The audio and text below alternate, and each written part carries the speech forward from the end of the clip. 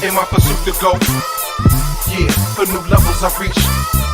Aim for the sky, don't settle for less. Realize that you are the best, so aim high. In my pursuit to go, yeah, for new levels I reach.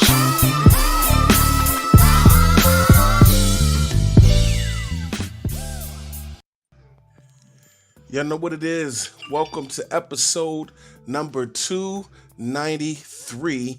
It's your boy Joe Yes, sir. Boss, and I am here to represent and make sure that y'all have a good time, because we here for a good time, not for a long time.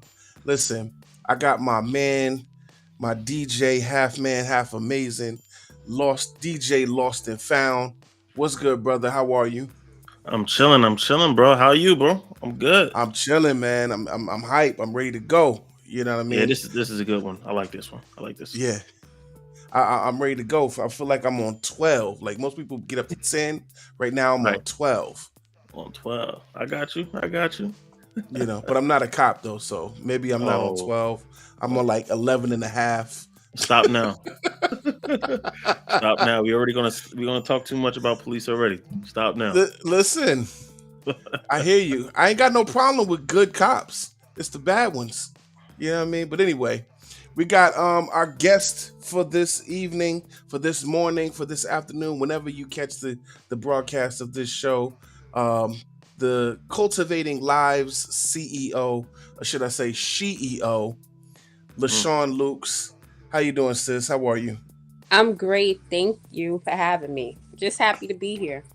Yes, we're happy go. to have you on the show. Really appreciate it.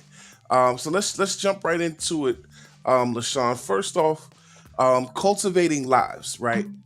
Yeah. Since as long as I've known you, I've always thought that was a really interesting name for a business. Tell me why you chose the name Cultivating Lives. Well, the co-founder of Cultivating Lives, Jamie Freeman, actually already was using that word cultivating. Mm-hmm. Cultivating is really to grow something organically and to build. So it only made sense when we started the nonprofit to keep on with that cultivating word and to elaborate and build on it and grow organically.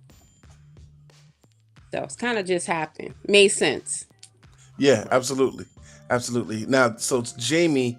You said he's the co-CEO of the show. Okay, so how long have you guys been working together? Well, with the nonprofit, we formed a nonprofit 3 years ago, but I've been doing activist work for about, I'm going to tell my age right now, but for about 20 years. I've been working women's empowerment, working in the city, helping others. I've been doing that for a very long time. Okay, you're not telling your age. You could have been 10 when you started. You know, I was we 5. have no idea. I was actually There you 5. go. There you go. Yeah. Okay, I get it. Yeah. I get it. So now, what made you decide to like go into the nonprofit space? Well, what happened was with doing activist work, it's good. You know, you're boots on the ground, you're working in your community, but at the end of the day, you have to make it a business. And I just say that I'm in the business of people. So to get the funding, to get the stature, to move on a greater scale, you need to create a 501c3. Okay. And that's what I did. Okay, so talk to that a minute. Like, why would I need a 501c3 when you said you're on a greater scale? Like, talk to me as if I have no idea. Sorry, I'm just getting comfortable here. I got to get to the nitty gritty. Get comfortable. Get comfortable. It's all right. My yoga stands here. What happened was, is like I said, I was doing activist work. Let me just give you a little background and you'll see where I'm going with this. I was doing activist work for a very long time, helping women. I had a project called Bag Lady the Photo Experience, and I would teach how women transition out of different states of abuse through photos. That project went extremely well. I had makeup artists, clothing stylists, magazines, media backing that project. But it wasn't all about that. It was telling the stories. Each model played a role. And with whether it was domestic violence. I dealt with HIV, mental illness, you know, all different things that women carry in their bags, and a lot of times you won't see. So what I realized with working with women, I couldn't just uplift the woman and not uplift the family, not uplift the children, the man, because we want to keep the Black family together, or any family together. So we have to educate them and develop them and cultivate them as one. And so when me and Jamie got into a relationship, and it gave me, you know, even me myself, failed relationships, different things were happening. It made sense, you know, as we grow and develop and find our partner and mate to, you know, I said, you know what, we got to build this together. And that's where Cultivating Lives was founded. Got you. So what are some of the I think the main abuses that you're seeing, right? Because you're dealing with people, right? So what are some of the main abuses that you see? Abuses? Wait, like physical abuse. Are you dealing with physical abuse, mental, emotional? I feel that one of the biggest things that I would find is that there is a lot of self-hate. And self-hate stems off to all these other issues that we're seeing. You know, I would say that as in a general, because when you love yourself, you're enough. Okay? You're not gonna mistreat or abuse yourself. You understand? And you're not gonna let others abuse you when you are strong in who you are as a person. So it comes in different forms. We have alcoholism, substance abuse, self-mutilation. People burn out. It's a lot. People cut themselves. You see just bleaching of your skin, right? Things like that. It comes in different ways. You know, some men join gangs, women join gangs, and it's, you know, it's this array of different things. Wow. You know. Wow. That's a lot to deal with. I mean, you definitely have to have a level of passion to be able to handle all of that. Would you say that through your business, do you find yourself helping more men, or do you find yourself helping more women? Honestly, right now, because I work heavily with the formerly incarcerated, I would say 70% men, 30% women. Wow. Wow. And then that's because are the people that you're working with, are they predominantly, I mean, naturally they would be predominantly minorities, I would assume? Right now it is. I'm going to say that because of the demographics of the communities that I'm serving. It's majority Black and brown. So statistically wise, then yes. Okay. All right. Listen, I want to get into some music and everything. When we come back, I want you to speak a little bit more about what is an activist. All right. LNF is going to load us up with a music video. And again, when we come back, make sure that y'all tune in. Please share the stream on your Facebook, on your YouTube, Twitch, Twitter. We on all of those channels because y'all want to stay locked in for this interview as we rock out with the CEO of Cultivating Lives, LaShawn Luke. Stay tuned. Stay blessed.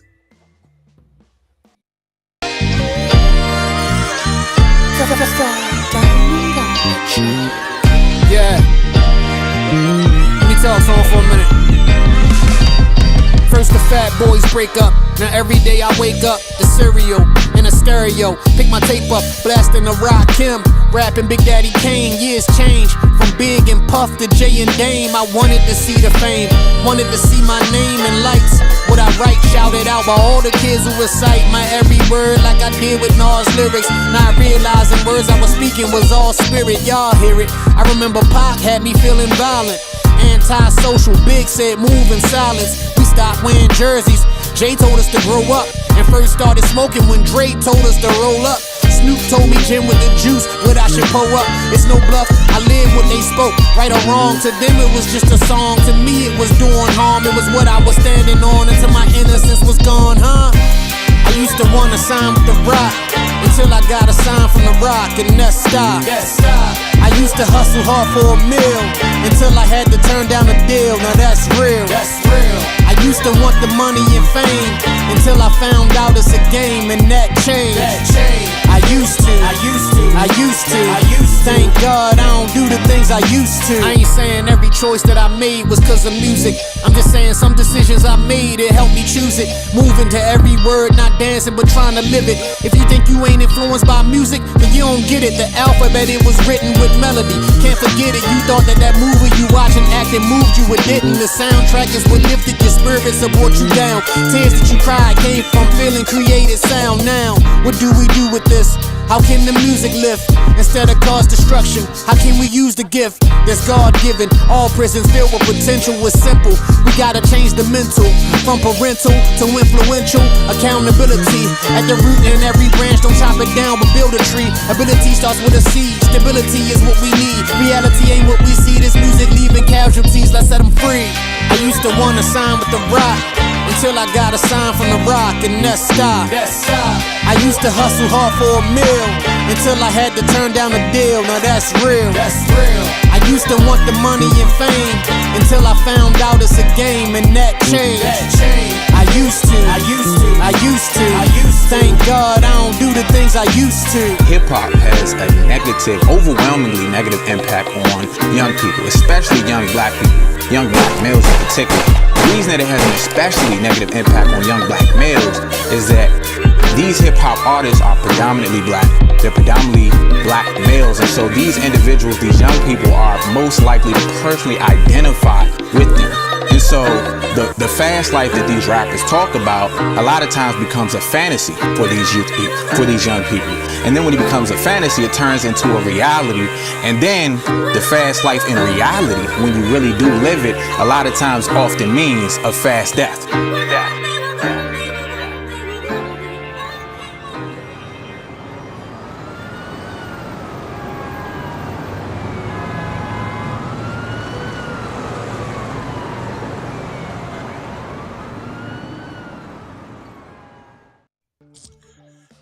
And just like that, we are back in the building. Yo, that song was fire. LNF, who was that? Yeah, man. That was D Black, man. I used to. That was crazy, man. That was crazy. Word. It speaks to exactly what we're talking about today, man. It's crazy. Man. I like, yes, that artist was hot. I like that. Yeah, D Black is official, man. He beneficial for a Now, long where's time. that artist from? I'm asking you questions now. Where's that artist from? Originally, From he's the from South. Baltimore. Oh, Baltimore. okay. Yeah, listen, you can always tell somebody from Maryland, D.C. area, especially Baltimore, because of the way they say you. Any words with OU in it, they say you, to. So as soon as you hear that, you already know. DMV. And I just gotta shout out somebody. I gotta shout out. I just see the comments. My girl Steph from King to Kings. She's doing Yes. phenomenal stuff in the streets out there. She's definitely in that concrete jungle. So every day putting herself at risk to help uplift others. So I gotta shout out my girl for tuning in. Yeah, we appreciate you. We appreciate you, Steph. Thank you for rocking with us on this episode. So listen, let's get back into it, LaShawn. So now what I asked you right before the break is I wanted you to define what an activist is, because you did mention that you've been an activist for a long time. Well, an activist is someone who activates a cause or a message, or they Okay. have something to say. So an activist can come in different forms. You know, you have some people who activate a message, but it could be the KKK. It could be the skinheads, right? We're not going to just say that it's only upliftment or black individuals who's trying to uplift our communities. It could be anyone that's out there activating a message. Wow. Okay.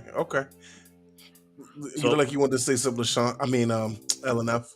Yeah. So I mean, because I have a question. You're talking about activating stuff. As a community, and I don't even mean black folks, just as a community in general, people. Are we normalizing trauma? Because is this something that we're activating like on a subconscious, or I don't know if it is a conscious level. Like, is this something that we're just making normal for us? Are we? No, Normalizing trauma. not at all. I'm so excited to see the community get involved. Right. I was never one, I don't march myself, me, because we all have a different place in the matrix of change.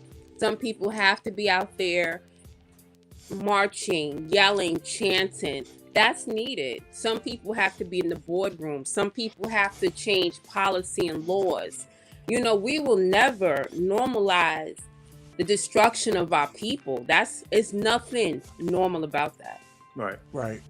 Absolutely. Absolutely. That we definitely can't normalize that at all, especially when there's so many things happening to us.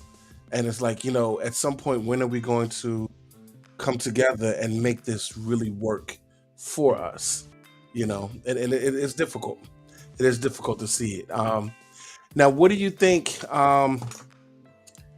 is the estimated impact of like non-reported abuse? Because a lot of times women and men go through abuse and they don't talk about it. Well, when we talk about abuse is such a broad word, meaning that we deal with abuse, we deal with sexism, racism, 100 type of isms that we deal with. So when we talk about as a people, you're talking about women. Yes, we deal with domestic violence. Domestic violence goes. Most people don't even understand they're in a domestic violence relationship, men or women. Domestic Wow. violence is just not me punching you or me hitting you. The verbal, the mental part, the narcissist. It's so many different ways that we are abused. You get what I'm saying? And when we talk about domestic violence, it's not just man and woman. It could be a parent to a child, cousin to a cousin, siblings abuse each other. So when Yeah. we use that word abuse, that's too broad of a scope. I can't even begin to talk about it. Wow. Wow.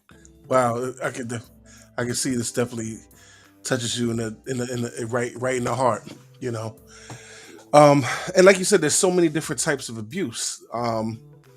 Drug abuse, physical abuse, and sometimes we just abuse ourselves by the way we talk to ourselves. We It have could be.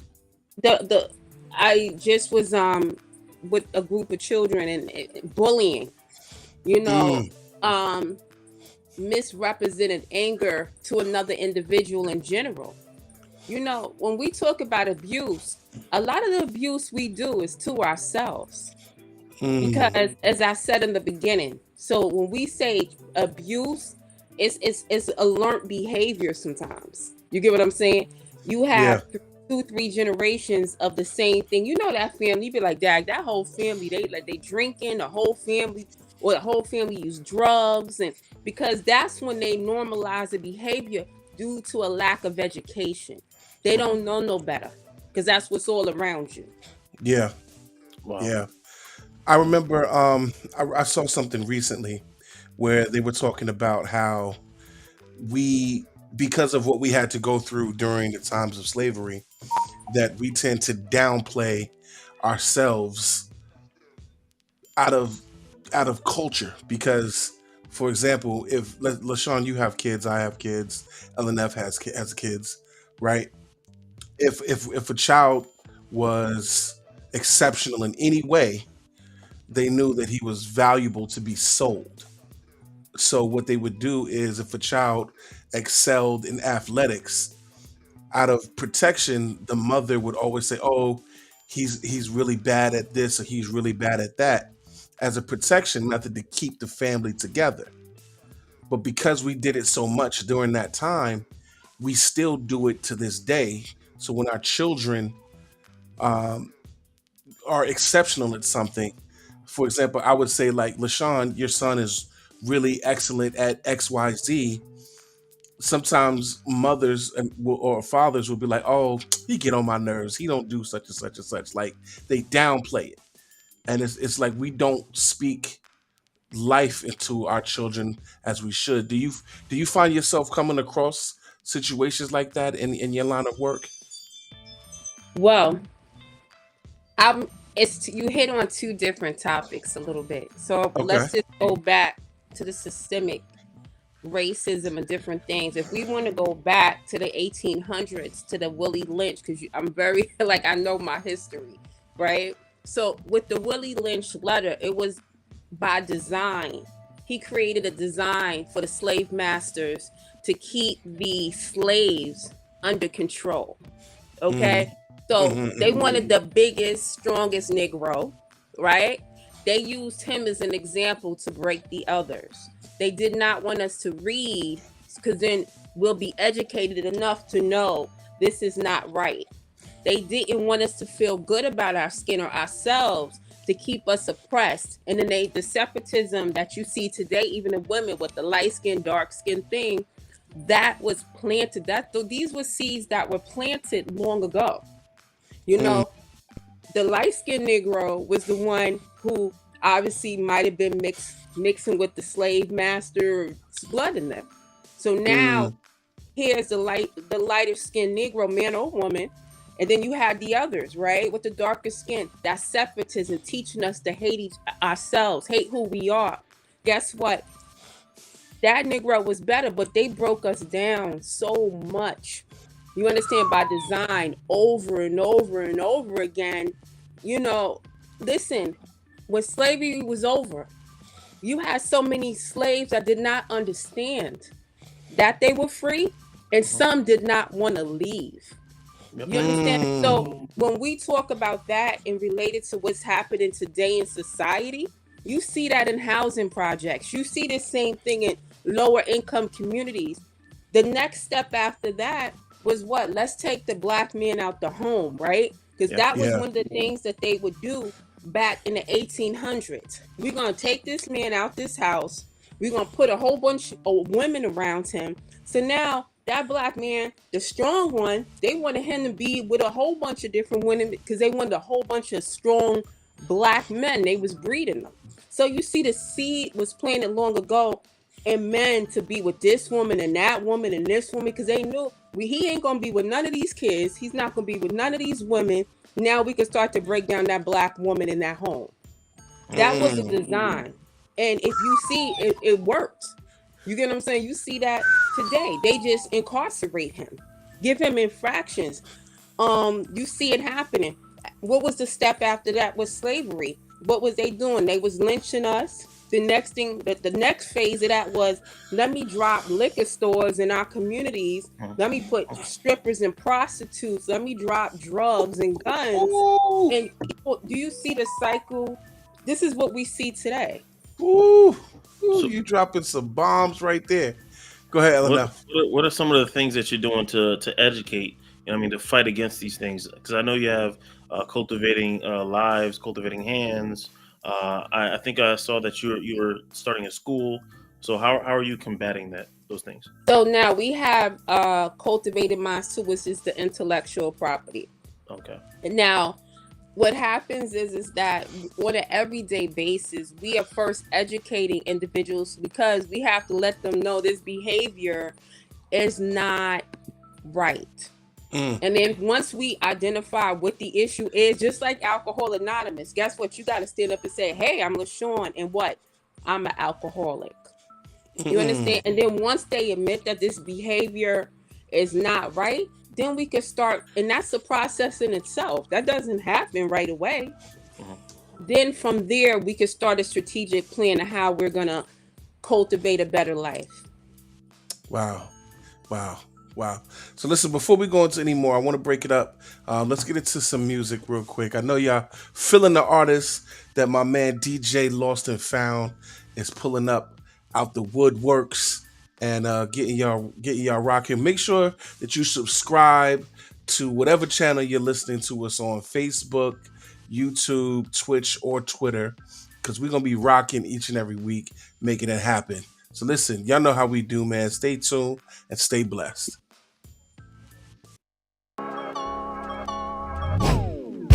Never try and be the coolest, got a couple fans. A lot of y'all are hostage to a couple bands. To book me in the band costs a couple bands. I get it to give it, plus I got a plan.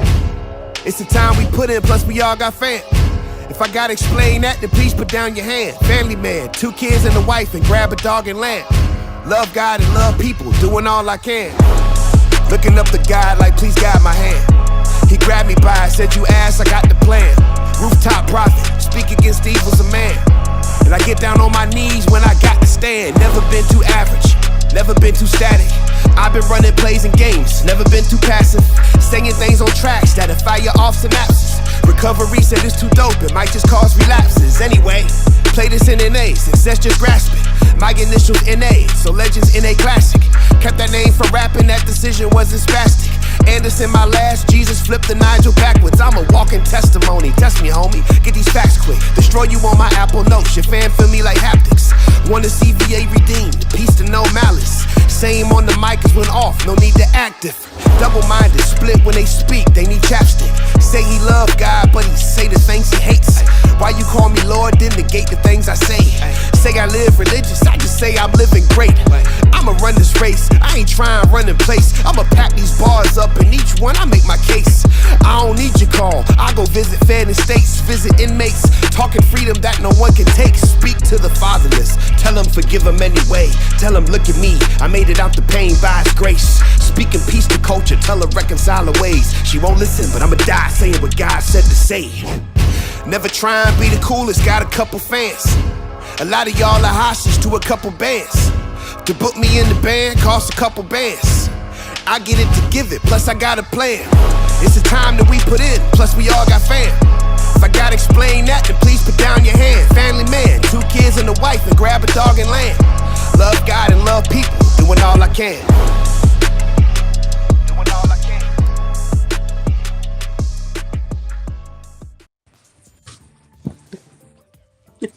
I had to jump.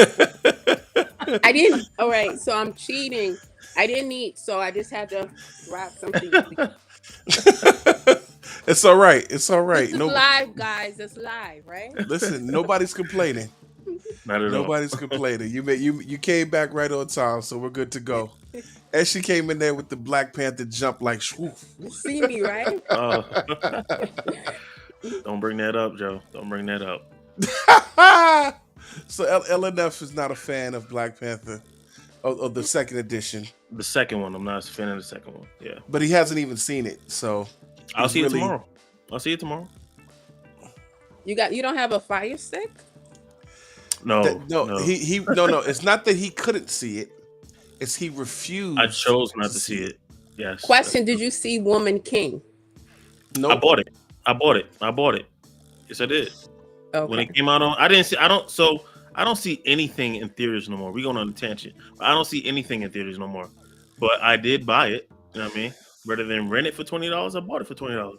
Same difference. Okay, long as you did that, because when it's our Black movies, we have to support it. We have to go see it. Purchase Thank you. it. If you would have said yes to Fire Stick, I was about to get on you. It was a setup. We have to support our Black filmmakers, okay? All the world. Oh snap! That was good. That was good. That was a good setup because I thought she was fit to Face was encourage you to straight go too. I on. was like, the face was straight. Okay. Right, that was good. I love That was good. Listen, watch The Wedding Singer or something on the Fire Stick, right? Something crazy. So But I our know. Black So movies, we gotta circulate that dollar. LNF, did you actually watch Woman King though? No, I did. I told you Okay. that I don't agree with how they depicted the story because Okay. it's not true to the history of what really happened. That's true. my only issue. I ain't But saying you it's know a what? bad movie. It's not a bad If- movie. I don't Listen. think Wakanda Forever is a bad movie. Listen, See, remember when filmmakers, something is based man. on it's not a documentary, right? It is fictionalized. Listen, don't sell me lies, bro. Well, you know what happens is that it sparks. It can spark a seed. You know, it can spark a seed for us to do our research. Right. That's Yeah. what I always tell people. When you see something, anything on television, do your own research. Some people Listen, they believe in what's on TikTok right now. So I have to say, like, we have to do our research. People like TikTok said this is true, so it must be true. So do your research on anything that you see. I'll say that way. Get the real story. Absolutely. All right, Joe. All I right, got Joe. this shout out, like so many people tuned in, people I care about, they listen, they tuning in, they comment, and thank you for the love. Like they get to hear me all the time, like my rants and stuff, but I want to just tell them thank you for tuning in. Yeah, no problem. No problem. I'm glad that I'm glad you took the time out to rock with us, We appreciate it. Absolutely. So listen, I want to ask you, like you and I met because you were doing a financial literacy course, right? How did you get started with the actual course? Well, once again, what I've learned along the way that one of the problems that we have in our community is poverty, and poverty equals problems. Without the proper resources, we're never gonna get out of these situations and these systemic issues because we're not empowered enough economically to do so. Um, I knew when I learned financial literacy, it was not a conversation in my household by far. You Right. know, who do we see back in the days making money? The drug dealers, the pimps, Mm. the number spots and all of that. That's who was circulating money in our communities, right? So, and when I say in the black and brown community because growing up it was more diversity than what you see in Long Island, so in the city. So we would see the number spots was a Dominican, then we had the bodegas, and then we had the number runners, which was black and Dominican. It was all a hustle, right? That didn't last always long. So I knew that it was a connection of what was going on between are you going to be the dope dealer or the dope fiend? You had to start to make some choices because it became a mentality thing. So we're seeing what's going on in our communities, even gangs. Like I was friends with a lot of Latin kings, but they really, passively, they just wanted to make their money. They sold cocaine, they did what they had to do, and they didn't want the problems that we see like in the streets today. These kids is out here gangbanging and broke. You know what I'm saying? It's crazy. They can't even take a loaf of bread home to their mother, but they creating all this chaos and mayhem in the street for sneakers and nonsense. So it's been a shift in the mentality of what's going on. So I said, you know what? Let me try something. And I said, let me take, and the first batch was formerly incarcerated, my first class individuals who maybe couldn't get it, no one would have took the time or the chance to educate them. Let me give them that opportunity and see what happens. Let's see if they'll show up for themselves. And guess what? They did. We're in our next session, and what you see is organically, once again, cultivating lives by financial literacy and building stronger economics, generational wealth, life and health insurance, having credit cards, and all this good thing, and potential homeowners in our communities. Wow. Absolutely. Go ahead, Lost. Are you getting are you getting the because I don't know much about nonprofits. Are you getting like the support, whether it be financial or whatever it may be, from like the government or wherever it may be that financial support to just to run things? Are you seeing support, or is this like a donation only type thing where that's where you're seeing most of your support from? So let me educate you about the world of nonprofits. Nonprofit is a business. Okay, so you do see the bigger organizations that receive a lot of money under certain type of funding, right? One thing with financial literacy and economic building the right way, right? It's not a lot of grant for that per se.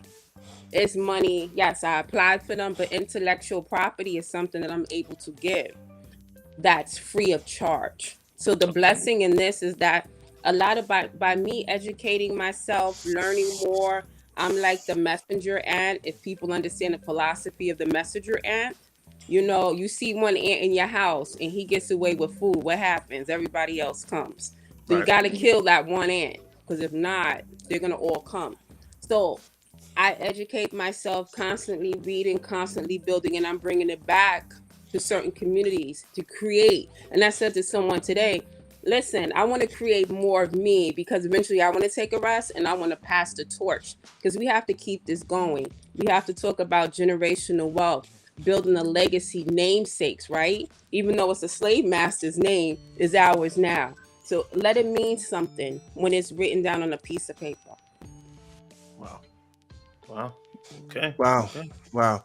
So now I remember when you had brought me in to kind of speak to your audience. And I remember my thoughts doing it. I was like, I was hoping that I wasn't using too much insurance language or anything like that. Like, what was the feedback, I guess, from your crowd when we were able to work together to help them out? Well, I will say this because anyone that I have, and I don't have a lot of people, and I choose them very wisely. And let's go back to that initial conversation, Joe. Yeah. I said, listen, my people are sensitive. Don't talk over their heads. Right. Talk a way that they can understand. You know, when I teach financial literacy, I teach it the way that it would be taught to a fifth grader for a reason, because it's not because they're dumb or they don't know. It's just a foreign conversation. So in order for them to get the most out of it and feel comfortable to try it, they have to somewhat understand it. And that was our initial conversation. Now Yes. what you did is when you came in and you paid attention, you listened, you understood the target audience as an entrepreneur should, right? Or a sales, because you're selling technically a product, right? And you came in and you facilitated and you did what you needed to do. I appreciate that. I appreciate you saying that. Definitely working with you has been an honor because I know the things that you are a part of with the nonprofit. And then I know you have multiple businesses, one of them also being a construction business as well. Would you like to speak to that for a few moments to say how you got involved in the construction business? Well, the construction, I'm going to tell you something. To be honest, I never thought about construction before because I would hire somebody to do everything. That's just how it was. But then once, like I said, when I got into my relationship, that was the industry that he was in. So I was able to learn. You put me in a situation, I'm gonna learn it, right? And then the next step is what? To cultivate it to be better. So I learned and I found out, what he does on a day to day. I did my research about the industry and I really like it. And it's like we're honest, with our work quality is excellent, and then we're able to provide others opportunities. So it was a win-win. Wow, that's great. That's great. Now I do want to talk about the event that you have coming up this week, the jazz event. Um, is this something that like, do you put on events like this often, or is this something that you're trying out for the first time? I mean, I doubt it, but please talk about that. Okay, so Friday we're at the African American Museum in Hempstead. I've given so many events over the years. So many. You came to one, my sip and chats, music events. This particular one I wanted to do here specifically as the intro into Black History Month because to me this month is is a little different. Not just this month. I look at life a little differently by what's going on in the world. And I felt like, we're listening to some live jazz. We're gonna have some phenomenal people there. But you know me, I'm gonna interject some knowledge and something for you to think about when we talk about community, because we have to get back to community. Mm. Yeah, yeah. Because I remember the event that I actually met you at was a networking event you had at a African Right. restaurant in Brooklyn. Yeah. Yes. Um, so first it was like, all right, I love going to networking events anyway. As an entrepreneur myself, you definitely want to connect with other entrepreneurs. But then it was an African restaurant, which I haven't had a opportunity to go to many. So it was like, okay, and I was getting an opportunity to meet you for the first time. So let me tell you, when she puts an event together, it's definitely quality. She had vendors there. One person, it was like a black-owned It was wine company, the spirit companies, wine and spirits company. You had, politicians, media. yeah, Yeah. yeah, like she had a lot of people, a lot of movers and shakers in that event, and it was well done. She had the music, the DJ. Definitely, you could tell like this is what she does, putting together events like this. And like I was just happy to be in the building and had an opportunity to speak. And just being able to connect with you has definitely been a blessing, LaShawn. And I really take it as an honor that you working with me and working Oh, with us here at Rise Up. thank So you. yeah, so listen, let's jump into some more music. When we'll come back, we'll wrap everything up, and we'll let people know how they can follow you and do all of that good stuff. But in the meantime, in between time, please make sure you like, subscribe, share. Make sure that you are going to push this on your platform to help us grow. It doesn't cost you a thing to share this on your timeline, but it means the world to us. All right? So we appreciate you. Stay tuned and stay blessed.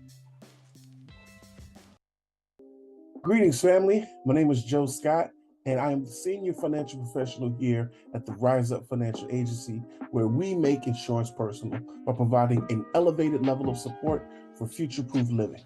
It's 2023, and it's time to make this your best year financially. We would love to sit down with you and have a financial review where we go over all of your life situations. Did you recently start a new job and need to roll over your retirement plan? Or did you start a new business? Did your family increase in size with the birth of a child? Or, on the other hand, did someone pass away? What about a teen that's going to college for the first time? Or you just graduated college and you're about to start your first job? Either way you look at it, all of these are reasons for us to sit down and review. All right? Let's sit down in person or set up a virtual meeting so that we can review all of your information and make sure that we put you in the best position to have the best financial year you've ever had. All right? Again, you can contact me here at riseupfinancialagency.com, on social media at Rise Up Financial Agency, or you can scan the QR code here right to my left. I will speak with you soon. Let's make the best year ever.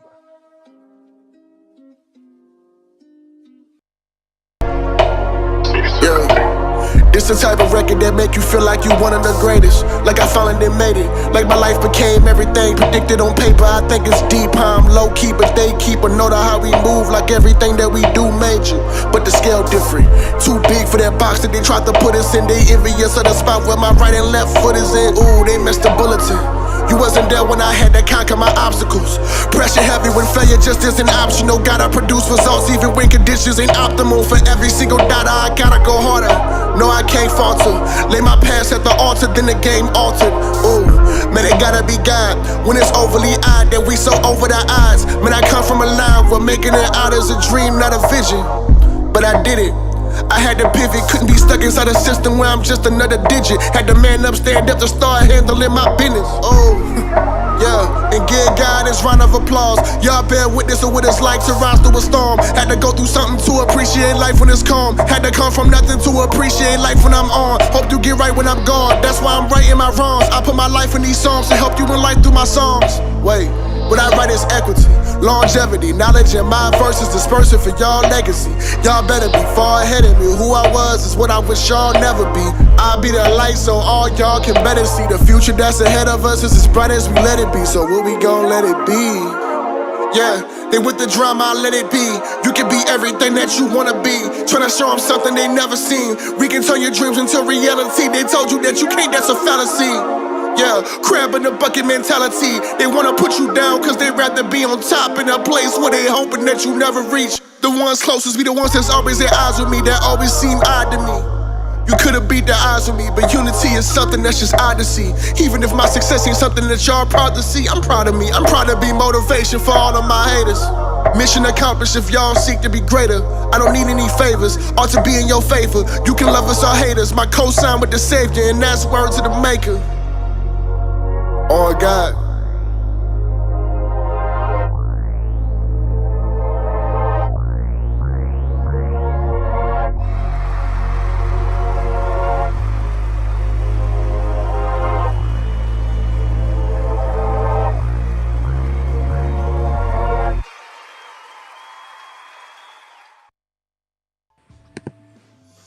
We are back. Rise Up is in the building.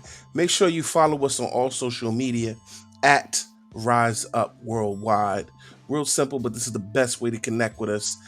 We do answer our DMs, all that good stuff. We will get back to you as long as you ain't on no mess, and they get you, and then that will get you blocked. Real quick. uh, and listen, we out here doing our best to be inspirational, empowering, and entertaining. So I want to talk to LaShawn. I do want to ask you a couple more questions before we wrap it up. Can you speak to the abuses? Because I know I keep bringing that up, right? But it seems like that's a big part of how you help people because they've been through situations where they either abuse themselves or were the victims of abuse, right? But can you speak to the abuses that you see men suffer from? Okay. A lot of men are victims of domestic violence because if they're in a verbally abusive relationships. When we talk about low self-esteem, it's not just women who suffer from low self-esteem, it's our brothers too. When they're in relationship, because what happens is when you don't have understanding of who you are and what your purpose is, we sometimes attract who we are. We attract, it's some common denominators there. So what happens is normally when a brother has low self-esteem, he'll attract a woman who is more of a narcissist because in that whole domestic violence realm, they like to use that word narcissist, but mostly directed to men. That's not always true. You have women who are very manipulative as well. They become narcissists and then they manipulate relationships with children or other tools that they use. So I see that a lot. I always talk to my black brothers and protect yourself, and and it's something I would tell my sons, your penis is power. Use it wisely. Use it for good or it could be used for bad. Like a superhero talk. And I had that With conversation great power with them comes young. great responsibility. Responsibility. Okay. Come on, Joe. And I don't want to get into Just saying. the penis talk, Right. but these real conversations that we need to have with our sons because we teach our daughters keep your legs closed, don't sleep around, be a lady. But what we don't normally say to our sons, hey, this is what it is to be a man. Wow. Wow. That's crazy. That's so many things I want to say. Like I bet. admit it. Just let it out, Joe. Let it out. Let it out. It's okay. I mean, I did throw my joke out there, and LNF was like, "Come on."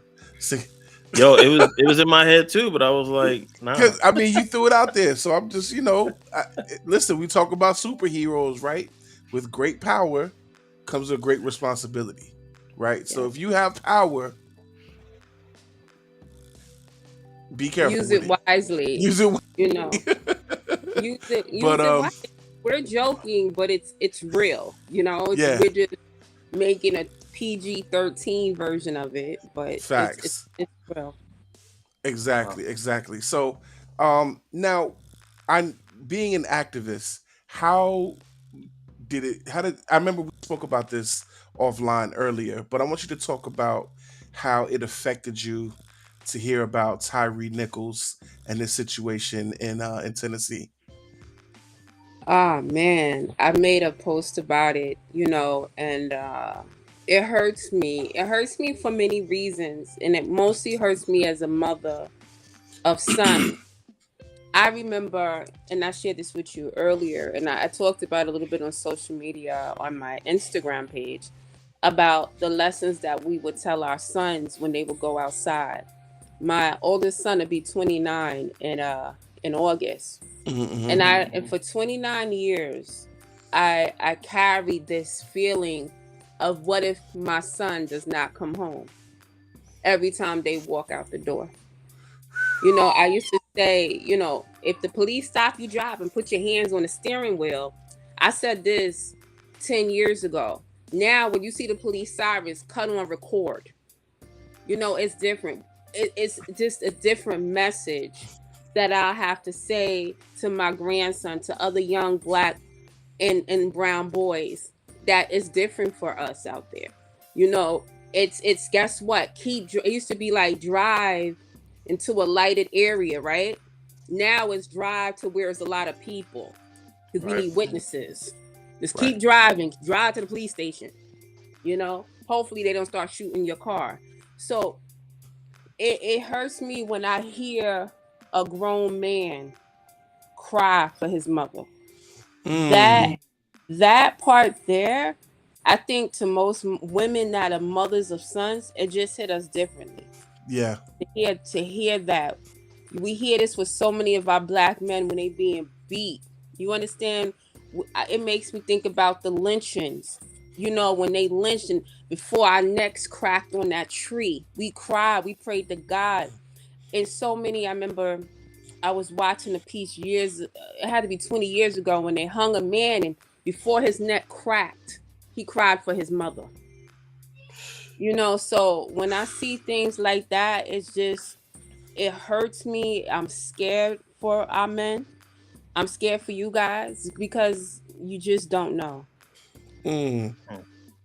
Wow. I mean, to me, hearing about the situation, I think what most affected me was the fact that the abuse came from our own. Like it was 5 Well, black police officers. but really, let me That tell you something about black on black crime. It happens in our community. it The does. problem with that is the abuse of power.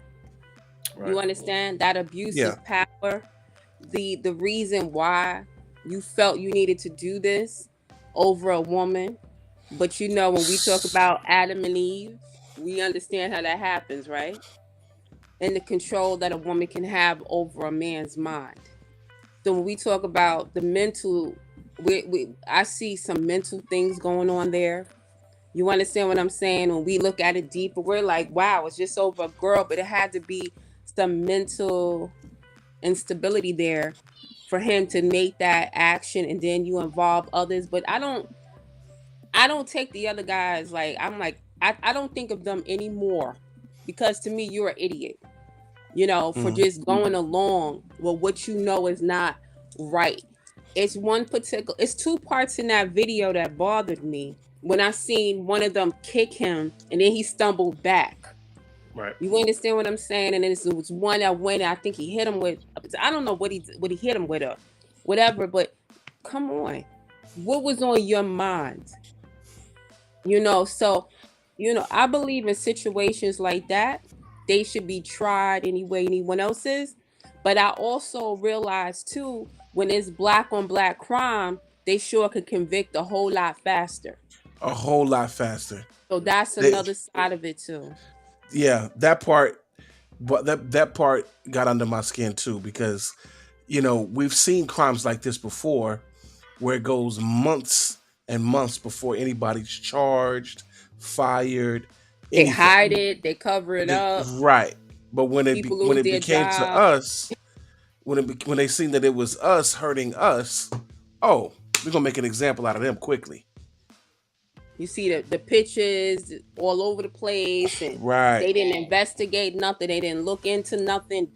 This is it. Look at their faces. They Guess were what? fired and You're arrested. doing it too.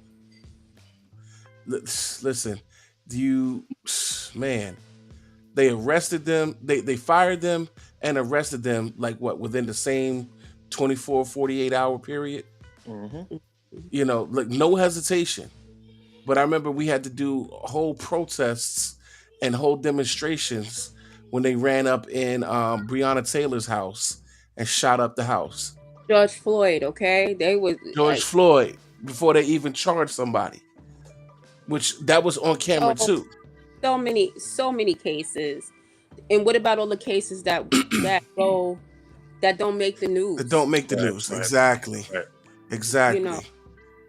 So like, to me, it angers me, especially being a black man. because it's a lot of things that we have to deal with. I remember my wife bought a new car recently, about almost a year now, right? And she bought a Land Rover.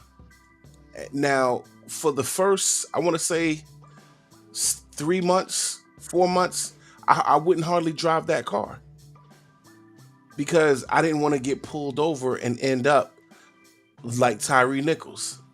Because there is a crime called driving while black, and it's judge, jury, and sentencing at the traffic stop. So for a long time, like I was uncomfortable. Even to this day, if I don't drive her car unless she's in the car with me, I just refuse because I don't want those problems, right? And then like the other side of that is like, man, why do I even have to think like that? Like I can't freely drive a car that we legally own for fear I'm going to be targeted by police.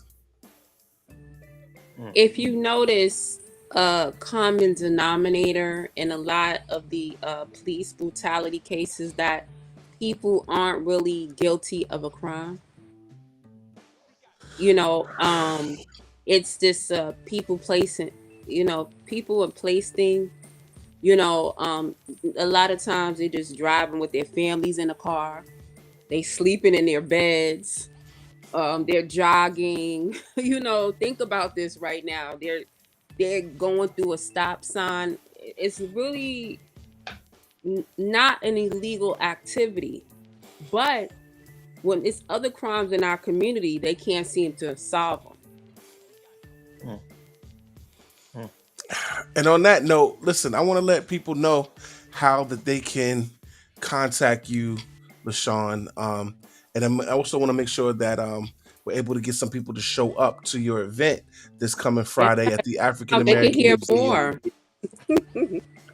They can hear more. And, the event on Friday, and I was saying to someone like I said, it's going to be a different event. It's a lot of energy. It needs to be a lot more culture. We talked about this in our community. In Long Island is not the most cultured place, far as our African heritage and understanding who we are and just the phase of history through time. We're going to tell that through music. We have spoken word. We have a couple different influencers that's speaking. So, it's going to be an experience, and then it's also going to be a celebration of life, because we have so much to give and so much greatness within our communities that need to be highlighted. Absolutely. So what time is the event on Friday? It starts at 7 p.m. So be on time, people. We not doing black people time. Be on time. It's 7 to 10. You want to mix and mingle. Bring your business cards. Bring your good personalities. And I say to this, the children are free. Bring your children, because we need our children to understand this. And a lot of times people don't, oh, I want to get this Friday night. I just want to be out. I don't want to bring my kids. But we want to bring the black family and the brown family together. And I always say black and brown, because if you understand the history, you understand why I say black and brown is one. So I don't believe in that separatism. So the thing is, they have to bring them out there, bring the kids, let them understand the music, get the culture. The museum, for those who have not visited, is wonderful. They have some very nice art pieces in there, so you get a chance to look around and experience that as well. Wow, wow, wow. So listen, Okay. make sure y'all come out. Long Island, New York. I That's need y'all to Hempstead. show up. Yes, Show Hempstead, New up. York. It's Yes. the only African American museum in Long Island. What about that? So they need to Facts. be there. Listen, this is what you call hashtag for the culture. Listen, Yeah. come out, support. There's gonna be some good jazz music. LaShawn always does quality events. Listen, how much is it to get in? $20? It's $20 for adults. The kids are free. Kids are Yes, free. 7 p.m. And like I said, it goes back into, and also What I'm doing this year a little differently, I'm always gonna have people, because people be like, "Oh, I ain't got it." Let me tell you something. You pay for nonsense. You pay for this. You pay for that. Right. People gambling on their phones. They going to eating at the Chinese restaurant. They going to the bodega to get this. They going here to get that. They in Fridays. You can come and invest into your own Black businesses. Yes. Yes. Absolutely. Absolutely. And how can people get a hold of you, LaShawn, just in general? How can they follow you? Okay, so on Instagram, and you're gonna always stay, it's the Cultivating Life of Lala. Very simple.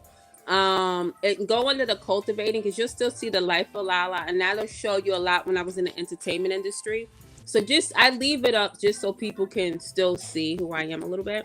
But go to the Cultivating Life of Lala on Facebook. It's LA Lukes. On TikTok, I gotta see, because I'm not sure. I think it's the Life of Lala 01, because they couldn't give me the other. Sometimes they don't. Yeah. Why. So on TikTok, but most of all, you can visit my website, and that is www.cultivatinglives2020.org. You That's can leave it. messages there. Always, and also the office number is 212-220-9881. And people can even call me direct. Like, my phone just don't stop. So it's 516-499-2800 to get me correct. If you are in need of services, you or your family, somebody that you know, please share the information. That's the most you could save a life, by just sharing out information. Please, to share it. Absolutely. Absolutely. Thank you so much for giving us your time, LaShawn. We really appreciate it. I feel like I feel empowered by this interview. You know what I mean?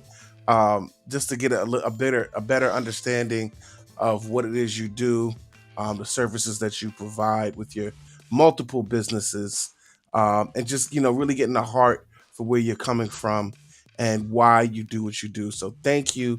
We thank you for your. One other thing, really quick, the most important. Thursdays, bi-weekly Thursday, we have our financial literacy, the second chance workshop. It's bi-weekly Thursday. This Thursday's topic will be credit building credit cards and understanding how to pay your credit cards.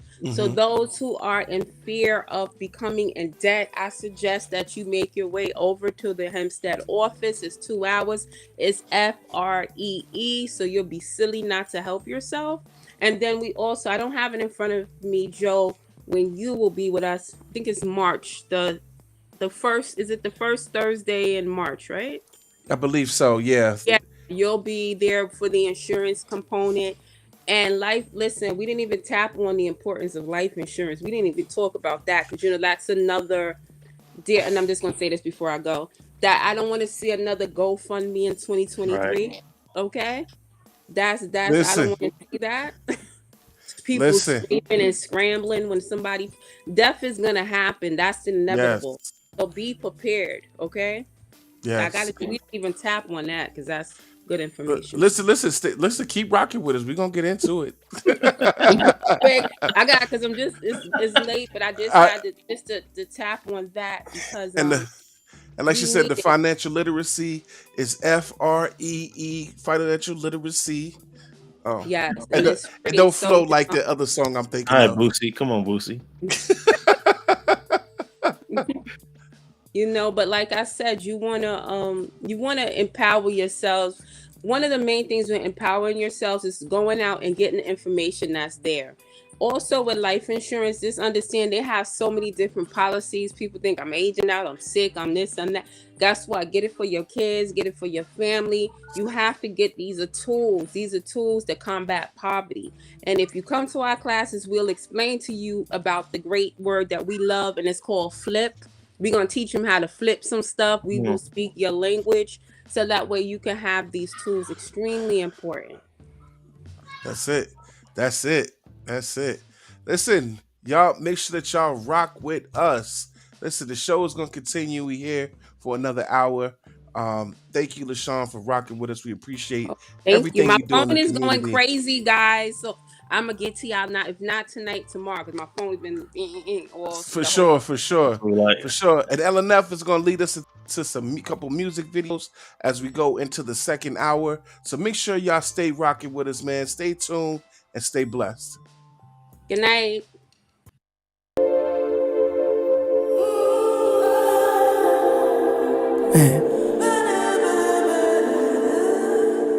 I'd be lying if I didn't say that this wasn't one of the most emotional songs I ever tried to make.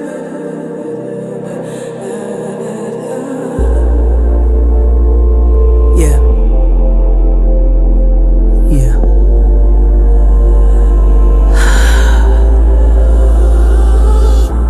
First, the elephant in the room.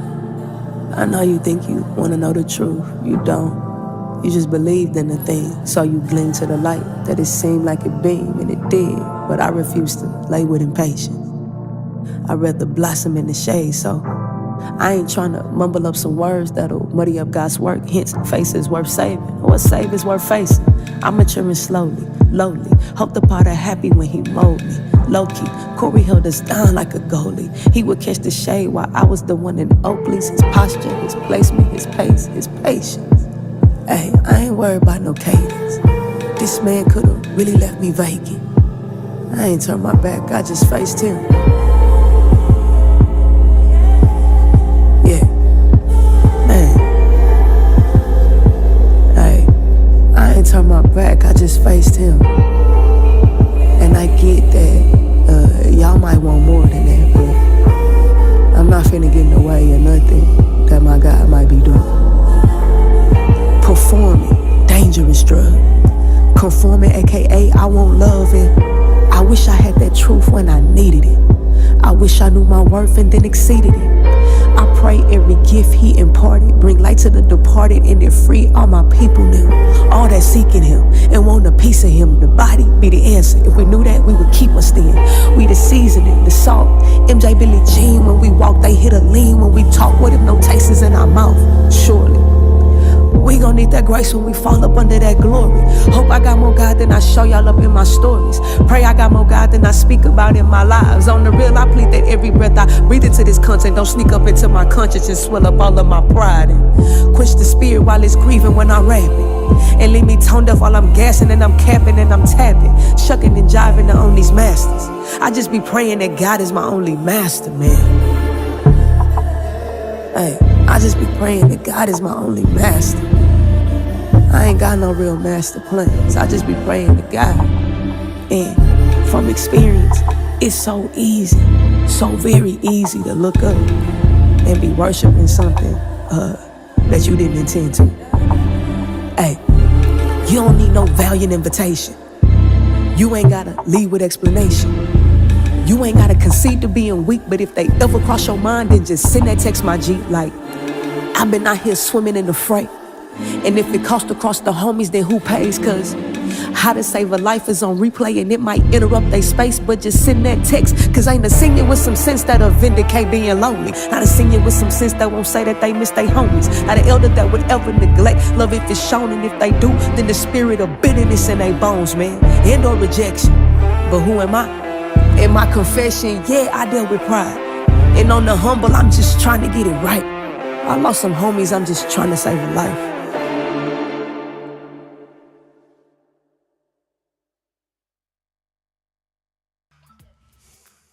Y'all know what it is, man.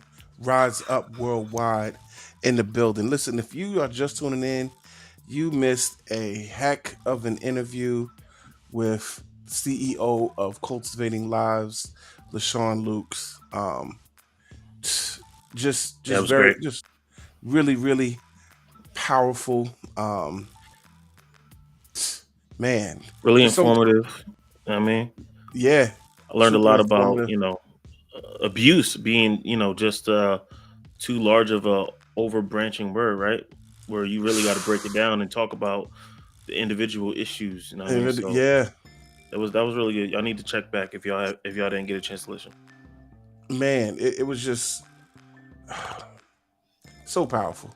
But listen, let's move on. We want to talk about the events that transpired in Memphis, Tennessee, with the unfortunate hospitalization and eventual death of Tyree Nichols, who was a 29-year-old black man um, who was basically beaten and arrested on January 7th. Um, he was really assaulted by police, and he ended up dying 3 days later from the injuries that he sustained. Um, the 5 officers from the Memphis Police Department that were a part of this just, I want to say a hate crime, but I can't even call it that. But Mm.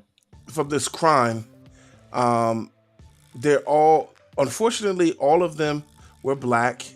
And they were all fired and now face criminal charges. And a 6th person, which I believe is one of the EMTs that responded to the call, is also now facing charges. Yeah. The family of the Nichols and attorneys have met with the police and the city officials to view and release the traffic stops recording, which it is now basically public view. It's all over the internet. It's just something that's really unfortunate. As I mentioned before, like this personally bothered me in the sense that the young man actually didn't do anything wrong. They stopped him for no reason. There was really no reason for them to stop him. Oh, you're talking Right? about Tyree. Okay. Yeah, there was really no reason for them to stop him, right? And they targeted him because it came out, which I don't know if this part is true, but it is rumored that Tyree Nichols was in a relationship with one of the cops' ex-girlfriend / baby mama. Rumored. So, Yeah. so if that is the case, then they targeted him and they basically beat him up because he was piping the cops' baby mama. And The power.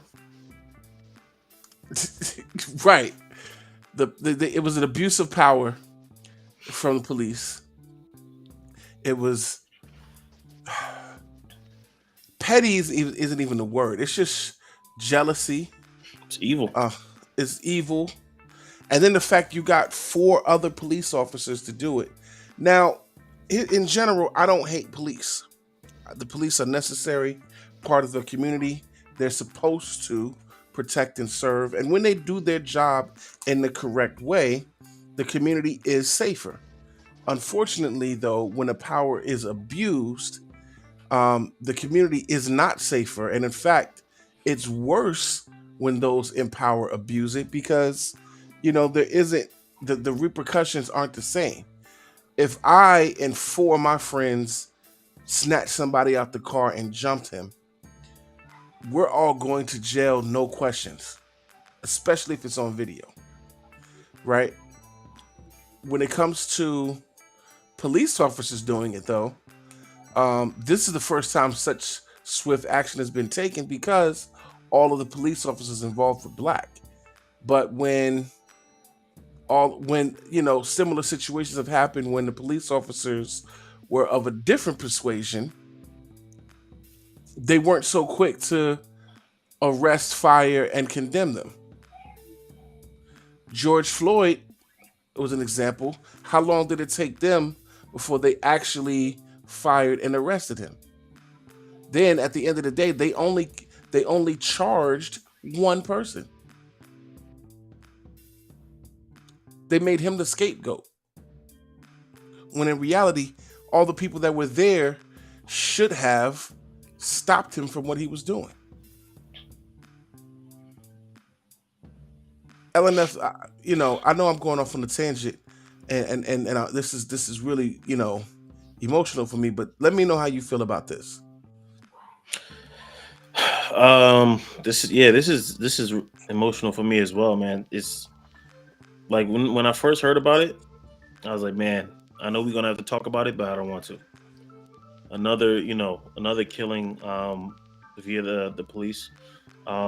It's really difficult to talk about, man. And I think that there are so many different ways that this conversation can go. You could talk about, black on black violence that we talked about today, right? We touched on that.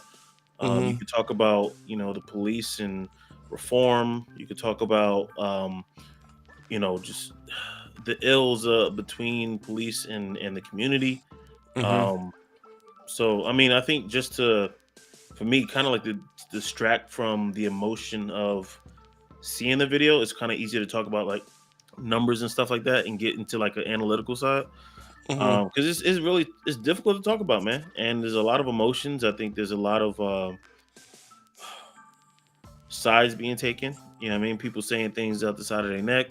Uh, there's a lot of ideas and thoughts being thrown out there. So I think one of the things that we can look at and talk about, like as far as why this is happening, is let's talk about like police reform, right?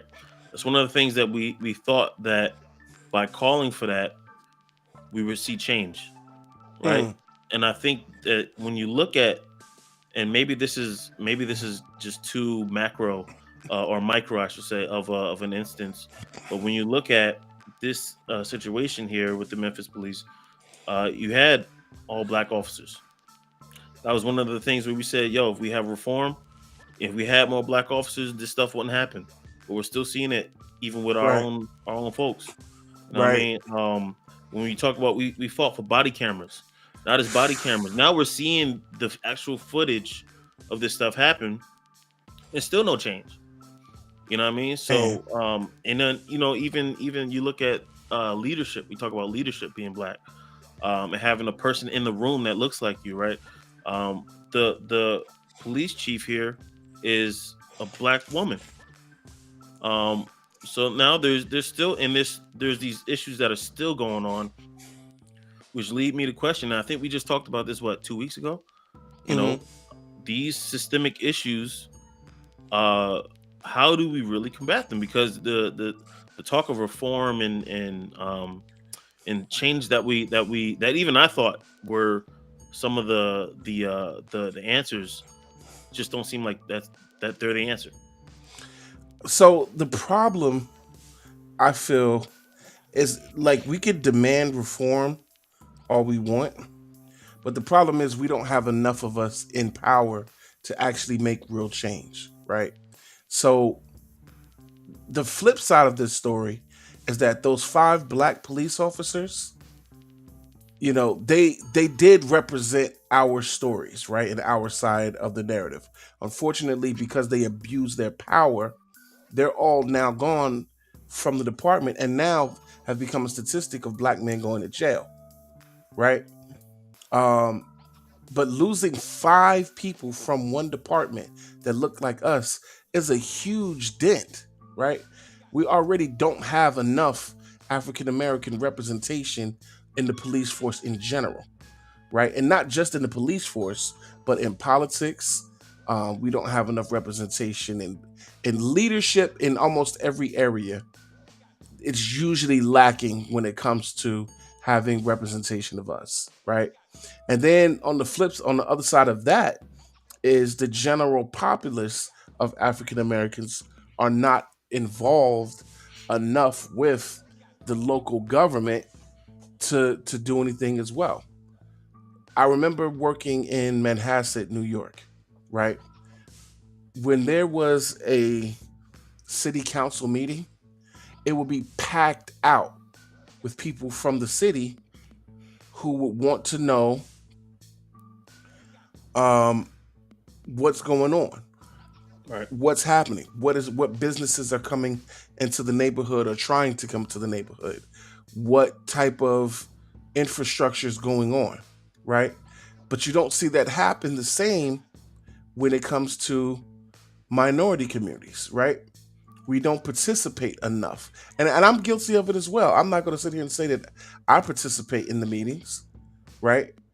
I I'm saying this is because this is something I just recently learned as a way to make an impact, right? But it has to also start with us relying on our own, right? If we police ourselves, we don't need to call the police for certain things, right? Because we will keep crime low ourselves by policing ourselves. When the community holds itself to a standard, you don't see certain crimes happen, right? You don't see petty crimes happen in affluent neighborhoods. And the reason is because the community has held itself to a standard. Like, if you're going to live here, then you need to carry yourself a certain way. And usually when those crimes happen, it happens from people who are not from that community violating. But in our communities, we violate ourselves. When Now, we talk about petty crimes, hold on. When we talk about petty crimes, what do you mean? you know, like, Shoplifting? yes, thefts, vandalism. Man, because I would disagree, brother. I would disagree Okay. that the those crimes are just they're handled differently. Not that they're not happening, or Okay. happening by people who are not in that community. Okay. For example, when I lived in Manhattan, I lived on the Upper East Side, right? Predominantly white neighborhood. And I would go to a train station on a regular basis. When me and my wife would meet there, I would consistently see police stop black folks who jumped the turnstiles, and they would get arrested. Whereas I would see white kids, jump the turnstiles. Police would stop them, but then they let them go. And I saw this over and over and over. So it makes me question not only the discretion of why are you, treating people differently, and why is the outcome for us different than the outcome for them, but also, like, it's just, I think the crimes is still there. It's just being treated differently. Well, part of that too is that when you are part of a community and you see young kids make a mistake, you view them as your own kids, right? So if you have two sons, I have a daughter, right?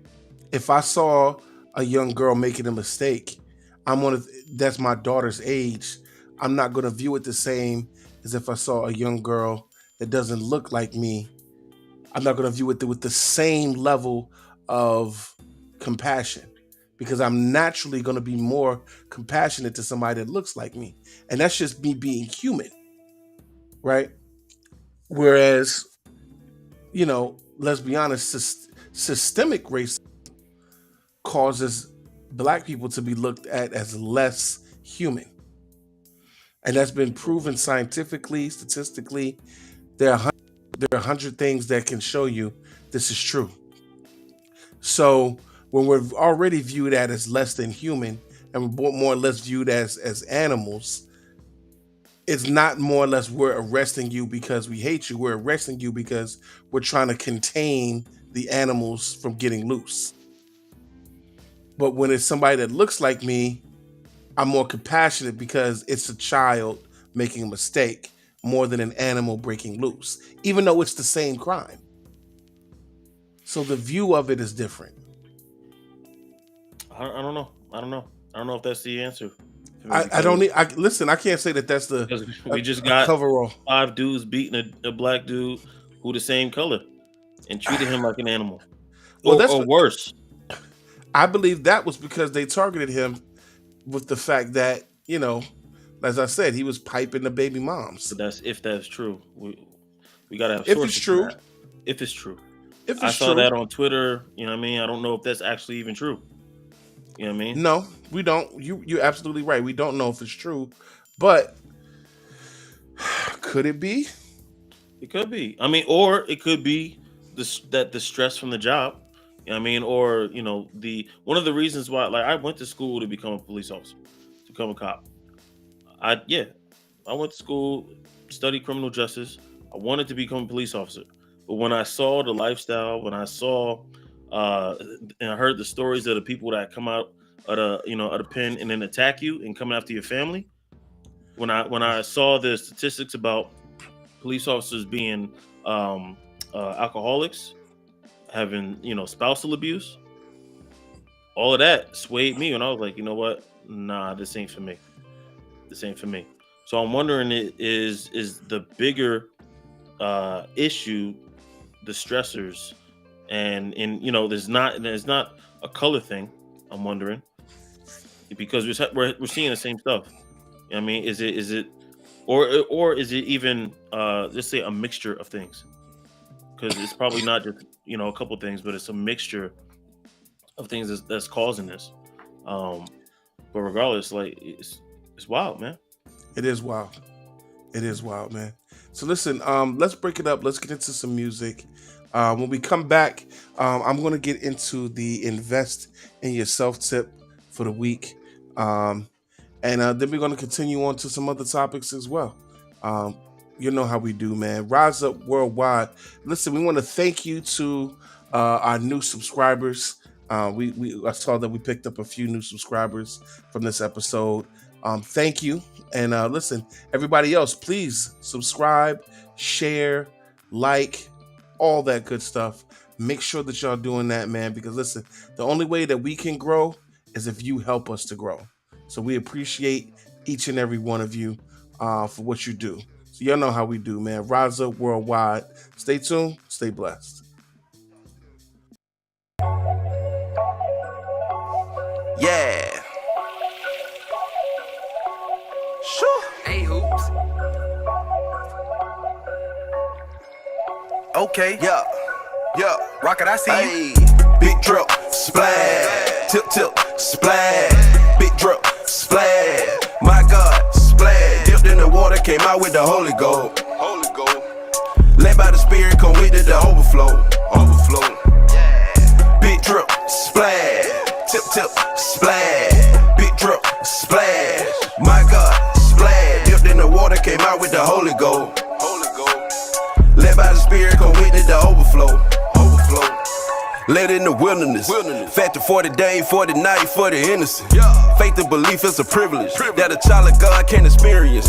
Came out the womb, the sinner and tomb. Remember it, dude, for sinners. But we've been forgiven, His grace is sufficient. No longer a menace, He risen. Came from the ghetto with scars. God stripped the pain and helped me go far. No longer vain, to spit a few bars. Go get the grain to glorify God. We on a mission. Can't stand the heat, better stay out the kitchen. Wipe out the sin, we don't do remission. He the creator, can free your condition. He gave us power, I give from the Spirit. Holy Ghost, move on them. Make a move, the anointing. Destroying yokes, gotta get them out abundant. Blessing falling down on them. We been appointed. Shake the shackles off the law. Big move for the boss. God made a promise. If you seek, you'll find. Time 9 for the lost. Big drip, splash. Tip, splash. Big drip, splash. My God, splash. Dipped in the water, came out with the Holy Ghost. Holy Ghost. Led by the Spirit, come with the overflow. Overflow. Big drip, splash. Tip, splash. Big drip, splash. My God, splash. Dipped in the water, came out with the Holy Ghost. Let me talk to him, no. Led by the Spirit, come with the overflow. Overflow. Uno, don't slip on my drip. I went underwater like a ship. I came out the water like a flying fish, and I was transformed, called a scientist. We need explanations, need evidence. This is too holy for their intelligence. Being too worldly, I could never win, cause I ain't from here, not a resident. No, I'm heaven sent, never went to hell. The devil been pressing, but he fails. The world's in God's hands like the nails. When he was on the cross to fulfill the prophecy, so I believe he died for all our sins. As long as we deny ourselves and claim him as our Lord and Savior. Savior, labor, rested, he was greater. Heavenly Father, I'm not here to bother you, here to honor you. Been without you, but now I desire you. There's one thing in my life that I gotta do. Christ is the source of my confidence, not my accomplishments. Far from anonymous, he the one rhyming this. We serving God over here, live his name up in prominence. Big drip, splash. Tip, splash. Big drip, splash. My God, splash. Dipped in the water, came out with the Holy Ghost. Holy Ghost. Led by the Spirit, come with the overflow. Overflow. Big drip, splash. Tip, splash. Big drip, splash. My God, splash. Dipped in the water, came out with the Holy Ghost. Holy Ghost. Led by the Spirit, come with the overflow. Overflow.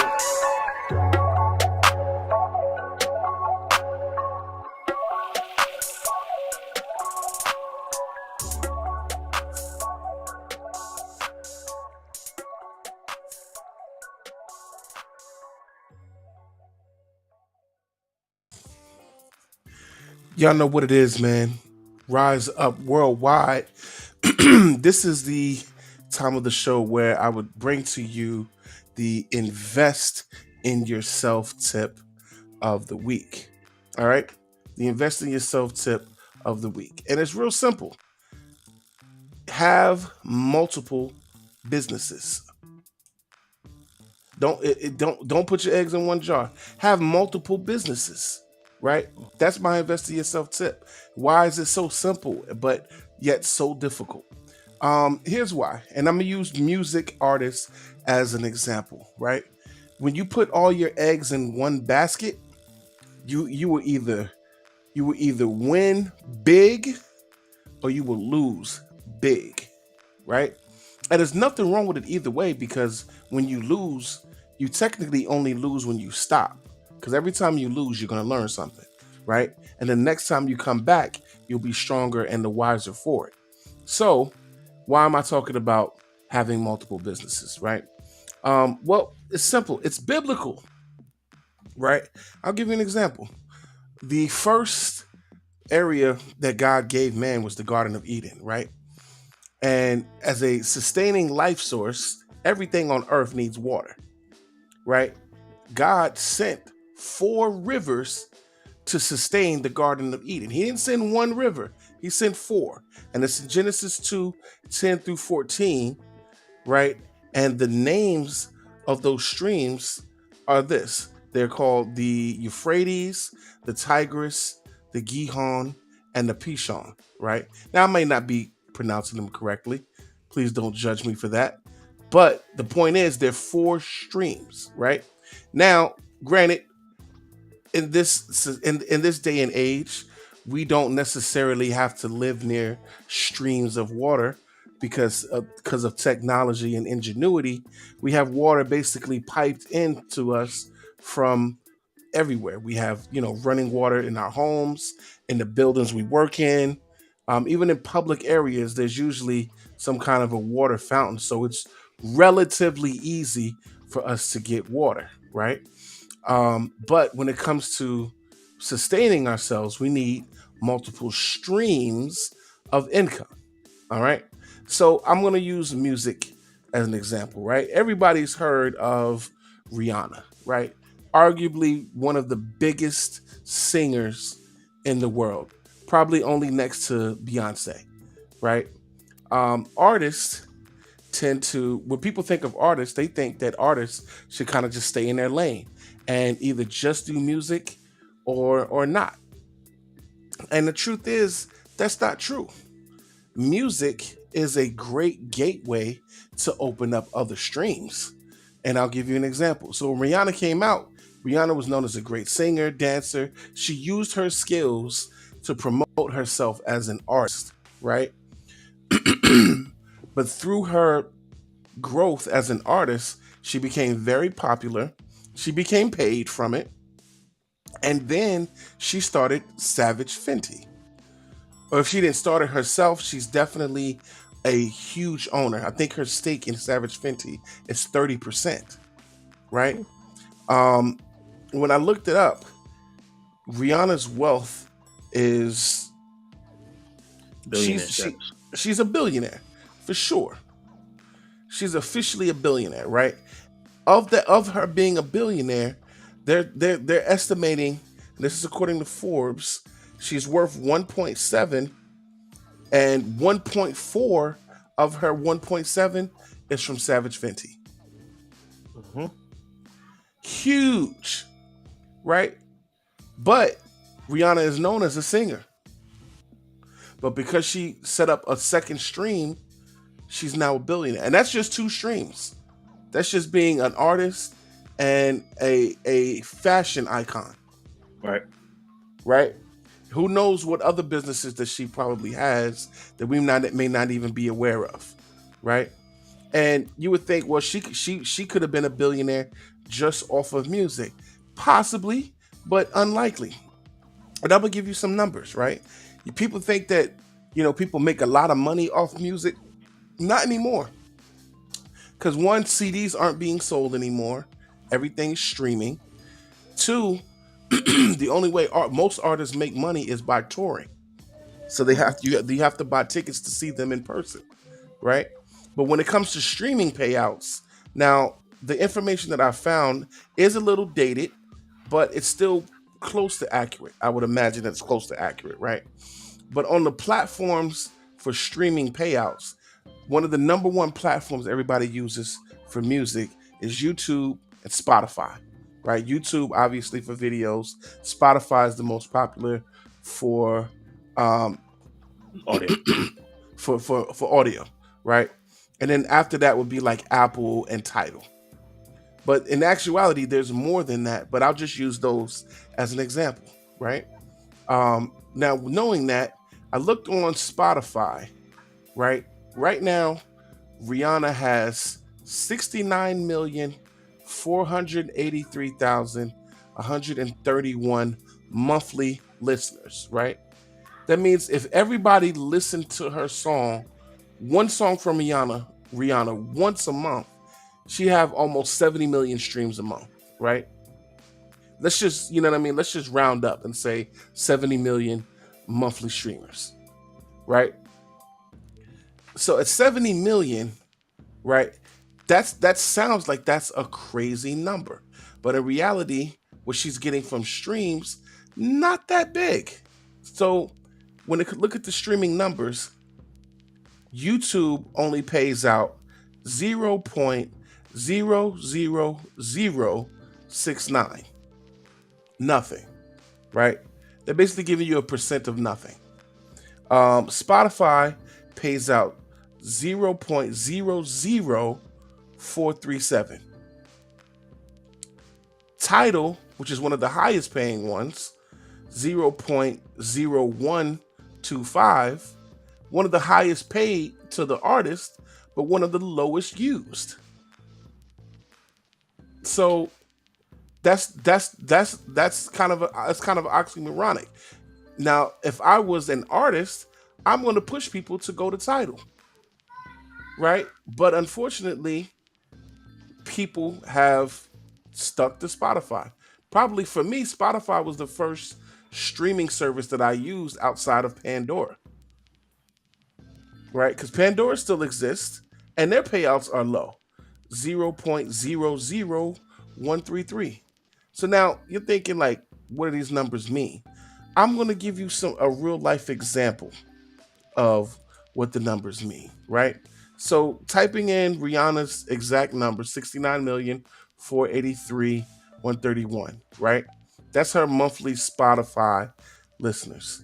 Based on that number, Rihanna would get on a payout of 0.00437. She's looking at $303,641 a month. That's a lot. $300,000 a month. That's a lot, right? Just for streams.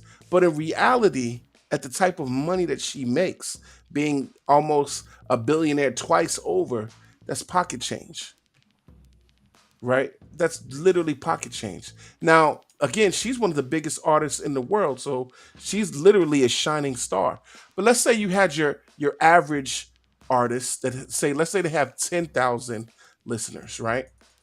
And let's say they just have 10,000 monthly listeners. Let's multiply that by that same number, which is 0.437. I could tell you how much that is without a calculator. $43. $43. So they have 10,000 listeners listening to their music, and they're getting $43 a month. They're not making money on music anymore. So you got to have multiple streams, right? I remember TD Jakes did a sermon, and it was one of the most powerful things I've heard on money. You need multiple streams. You need one stream to live off of, one stream you need to go towards ministry, one stream to pay your taxes, and another stream to save for the future. Now, if you're not necessarily religious, you may not have a quote unquote ministry that you support, but let's just say a nonprofit, a charity. You're living off one stream, you're supporting a charity, you're paying your taxes, because at that level, you're going to pay a lot of taxes. And then your third one is so you can retire. You need 4 streams, right? Just think about the average household right now. The average household cannot survive on one stream of income. You need a 2-income household to survive in 2022. Unless you have one parent who is a really high income earner, right? And really high would be someone considered 100,000 or more, right? And that depends on what city, because in New York City, maybe not. You still need somebody else to work unless you live by yourself. But if, let's say you lived in somewhere like a smaller town, somewhere in, I don't know, and I'm not going to name a small place because I don't want y'all to find that disrespectful. But a lower income city, 100,000 may seem like a whole lot, but in New York City, it's above average for sure, but it's not a whole lot because the cost of living here is so high. So you need 4 streams of income, right? So how do you do that? Well, one stream, the most popular stream that people have is their 9 to 5, right? That's usually your primary stream. Then you set up a secondary stream, which could be a side business, Then you set up maybe 2 other streams. Eventually, your streams will take over and you don't have to work for somebody else if you do it right. And then your first 2 businesses are businesses that you have your hands on, and the other 2 businesses can be investment businesses that someone else is running for you. So you need multiple streams. It doesn't necessarily have to be businesses. It could just be investment income. It could be property or real estate. You could be a silent investor in someone else's business, right? But you need 4 streams. So just sit back and think about what could your 4 streams be, right? Just focus on your primary stream because that's the one that you're going to live from your day to day. Generally, from your primary stream, there's a secondary business that could derive from that to support your primary. And then you find 2 more that you can invest in. And that is the invest in yourself tip for the week. LNF? Yeah, you trying to get people fired. Yeah, yep, I see what you're doing here. Telling people to go ahead and have a competing business against their mainstream. I didn't say competing, complimentary. Hey, anything complimentary. Anything I know from a couple jobs that I worked, any second job was looked at as a competing business. Well, in some companies, yes. A lot of times when I worked in banking, right, I could have a second job or a second business as long as it didn't have to do anything with finance. I hear you. As long as it didn't have to do anything with finance, it was fine. But as soon as I did something in finances, then it became an issue. Mm-hmm. My camera went out. Let me fix this. I don't know why you got my picture up, Joe. What's up with that? I don't know why that comes up. Pause. I have no idea. No, hilarious. We already know about that, guys. I worked at this place where you were not allowed to have a second job. You couldn't work at McDonald's. You know what I mean? And it was looked at as competing because I think what happens is they wanted all of your attention. So, but I definitely agree with everything you're saying. And even to break it down for people a little bit more on the music side, what you're talking about with Rihanna, even with that 300K plus that's coming in per month, all of that ain't even hers because that's not even taking into account the splits yet. Right. You know what I mean? and then a lot of those streams are going that the money, at least from the streams, those are your mechanical royalties. So that's going to whoever owns it. So if she don't own the music, she don't own her most masters. of it is not going to her. Right. Which is why she needs multiple streams. Absolutely. Which is why she probably didn't care nothing about music for like 10 years and focused on this other stuff. It's actually more profitable, like you're saying. So yeah. Absolutely. Yeah. She took the money she made and invested it somewhere else and blew it up. So that's how you do it. And again, that's my Invest in Yourself tip for the week. Listen, make sure if y'all want to get at me when it comes to handling your finances, I can help you with insurance, money management, health insurance, pretty much anything that has to do with money. I can assist you, or I can point you in the right direction to do it. All right. So make sure y'all get at me at Rise Up Financial Agency. That is the sister company to Rise Up Worldwide. All right. Again, at Rise Up Financial Agency, and that's where you'll be able to talk to me about money. All right, so listen, let's get into some more music, and let's make sure that we also stay tuned and stay blessed, because that's why we do it right here on Rise Up Worldwide.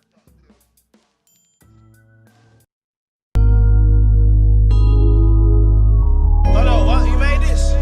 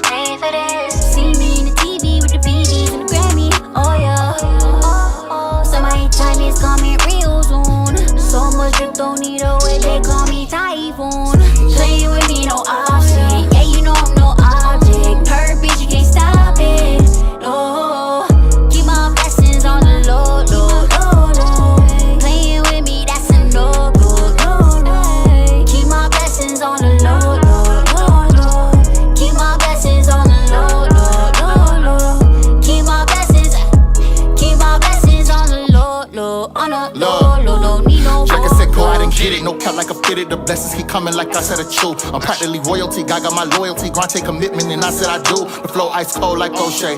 Talk game slick, no ice cube. Say she rock with me like Coldplay. Hit the moves on a low like 5'2". Hit that one over your head, try to catch up. Had to leave them all red like ketchup. Best believe we next up. On the court like check up. No flex, no vex. I had to learn that you can't show your vision with all. You gotta answer your call, make sure you involved. Can't put your purpose on pause. Trust them and learn from your flaws. I give them my all. I'm working on balance. Time for my spirit and time for my talent. That's key like I'm Khaled, key like a valid. I meant to say ballet, on point like a ballet. I'm going back and it won't be the Cali. On tracks like I'm Shaq, Jack threw me an alley. Even when we feeling low as the valley, we move like the mob, it's the fam like it's Cali. Playing with me, no option. Yeah, you know I'm no object. Purpose, you can't stop it. No, keep my blessings on the low, low, low, low. Playing with me, that's a no go, no, no. Keep my blessings on the low, low, low, low. Keep my blessings on the low, low, low, low. Keep my blessings on the low, low, on the low, low. Don't need no photo. Keep my blessings on the low, low, on the low, low. Don't need no photo.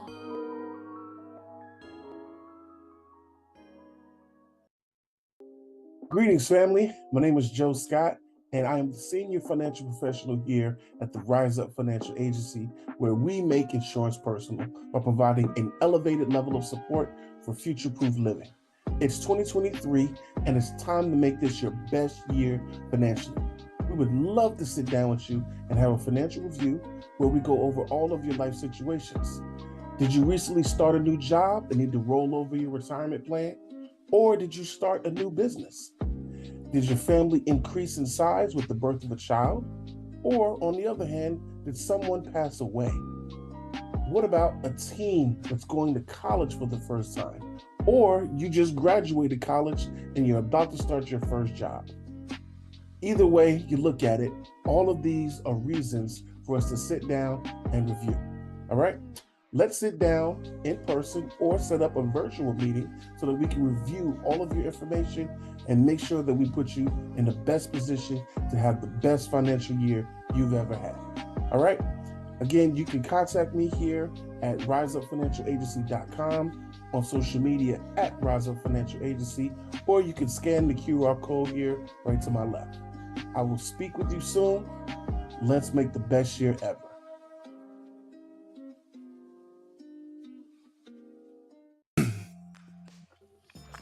Rise Up Worldwide. Before we get into the topic, I do want to take a moment to acknowledge and give a rest in peace to Pastor E out of the Bronx, New York. He was known by many for what he did at Elements Church, Rap Fest. He was a big part of the community in the Bronx. So we do want to acknowledge the loss of Pastor E. And more information will come. This is literally brand spanking news, like hot off the presses, more or less. So more information to come on that. But for the time being, we do want to just acknowledge that. On to other news, and not to be insensitive with Pastor E's loss. I do want to talk about Ron DeSantis, the governor of Florida. Recently, over the last week, I believe it was the last week, a school presented an AP course, advanced placement course on African American studies.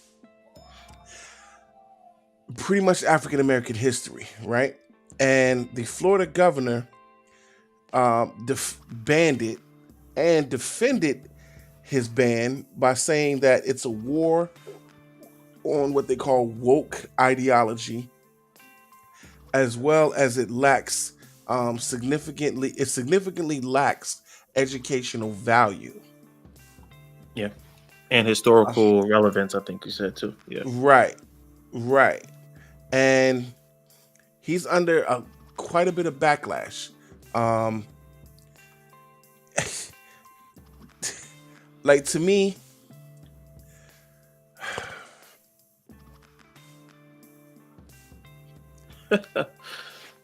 You still sitting with it, huh? I am, because it's frustrating.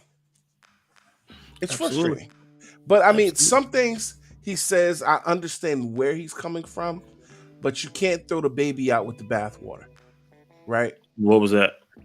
One of the things he said in it is that DeSantis on Monday, he's particularly critical of the course's inclusion of queer theory and intersectionality, right? Interesting. Okay. Right. He said, who would say that an important part of Black history is queer theory? That is somebody pushing an agenda on our kids. So when you look to see that they have stuff about intersectionality, abolishing prisons, that's a political agenda. In a lot of ways, I agree with that. I do agree with that. I don't think that you can lump in African American history with queer history because, those are two separate things. Those are two separate things because queer history isn't an African American thing, right? Queer people are of all colors and of all spectrums, right? Right. So I agree with him in the sense that you shouldn't lump those together, right? I think that should be a completely separate study. And the fact that they tried to lump that in there, on that part I agree, right? Mm-hmm. But to say for him to just ban it and throw out the whole studies, I don't think that was the right move either, right? I think that maybe there should be a little more training on the sensitivity behind it, on sticking to the African American story as opposed to the agenda stories, which is the intersectionality, the queer, abolishing prisons, that can lead to a political agenda, right? But it's hard, let's be honest, it's hard to tell African American history without addressing those topics because Political ills, yeah. all of those ills were political agendas against us. hmm So it's kind of like, where do you win? And those things aren't being taught when you're speaking of American history. They're not. They're not So taught at all. I remember, I can't remember where I saw this, so I can't quote it as fact, but I did read recently that American history was cultivated per se by a group of women who at the time were considered homemakers, and they cultivated specific things and changed the narrative of American history so that it doesn't come off as aggressive and tyrannical as it is. Hmm. Because of the way, because if you lived during those times, you were aware of what was being done to Black people, and in a lot of ways, in the early 1900s and late 1800s, you were a part of it. But for the sake of history, there's very few situations where anybody wants to paint themselves as the bad guy. Nobody ever really wants to paint themselves as the bad guy unless there's like some kind of agenda behind it, right? But in reality, America's been the bad guy for what they've done to us. Because in reality, American history is Black history. There hasn't been any part of America that did not include us. hmm Or you mean There you mean before 1619? Even they then, landed here. Native Americans, right, have darker skin. A lot of them. Or red skin, pigmentation, right? White skin doesn't go red and dark, but dark skin can go light and red. You follow what I'm saying? I'm trying to. You went off into the melanin talk. I mean, all right, so we'll backtrack. They We'll wasn't here. address that. They wasn't here. Who wasn't here? White folks. That's what you get into. Well, yeah, because American Indians, or Native Americans, I should say, Native Americans are descendants of Africans. Interesting. They're descendants of Africans, but they're so far removed that their hair texture changed in a lot of ways, but their skin was brown and red. Interesting. I don't know. Every person in the world is a descendant of Africans. That's Because easy answer. You scientifically- can't do that. That's an easy answer. Come on. You got where do they? I mean, I'm asking as a question because maybe I haven't studied Native history, but Okay. where would that hair come from? There are Black people with straight hair. Yeah. There's different textures of hair. Yeah. Like even my own hair, I'm African American. My own hair texture is straighter than a lot of people. Like me and my brother have different fathers.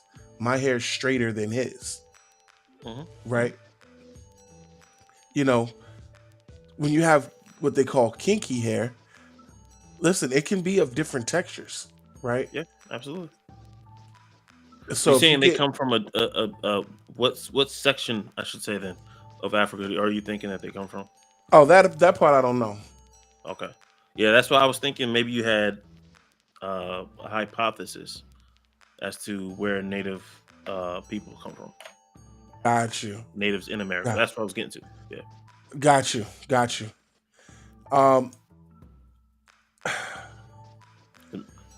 I'm just throwing It's- out there. I don't know, but I always thought that it was a mixture of African, indigenous people from South America, and maybe like a Asian mix in as well, because supposedly America was connected to, I guess, China at one point. I mean, there's a thing called, and we're gonna go way off topic with Of this. course. It's something called Pangea, Yeah, I heard that. Yeah, absolutely. where the whole world was connected. Yeah. And if you look at a map, I mean, technically, the land masses look like they could have been connected at one point. So it's not completely impossible for that to have happened, but only God could have put it together that way. Right. Right. You know what I'm saying? Yeah. Where he could have moved entire land masses in such a way where they're now literally oceans apart. Right. So But I don't know. That's touching on geography. listen, yeah, that's a lot of things I mean, can't speak to creationism and with all facts. that. Yeah. Right, a lot of things I can't speak to with facts, but I can tell you what I believe, but I can't speak to it with facts. But anyway, listen, we are coming up. We're basically ran out of time for this episode. I want to take time to say thank you to all of our new subscribers, all of our continued family that are continued subscribers that represent and rock with us each and every week. I want to shout out Rodney Blanche. I see you've been rocking with us, man, for a long time, bro. And we definitely appreciate you. And all the new people that have rocked with us, big shout out to you. Thank you for rocking with us and being a part of the family. We hope this isn't the last time that we rock with you, and we hope we continue to see you each and every week. So y'all know what it is. We will see you next week, same bat time, same bat channel.